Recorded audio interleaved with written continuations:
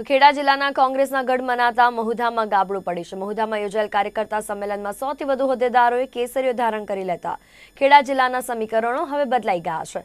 આ સંમેલનમાં નવાસવા ભાજપમાં જોડાયેલા એક તાલુકા પંચાયત સભ્ય દ્વારા મહુધાની હાલત બિહાર કરતા ખરાબ હોવાનું જણાવ્યાની સાથે મહુધામાં વિકાસ ન થયો હોવાનું જણાવ્યું હતું, જેને પગલે મહુધામાં કોંગ્રેસના ધારાસભ્ય ઇન્દ્રજીતસિંહ દ્વારા પણ આ તાલુકા પંચાયત સભ્યના ભૂતકાળના વાસ પ્રોજેક્ટ અને 14મા નાણાં પંચ કૌભાંડનો મુદ્દો આગળ ધરતા રાજકારણમાં ગરમાવો વ્યાપી જવા પામ્યો છે।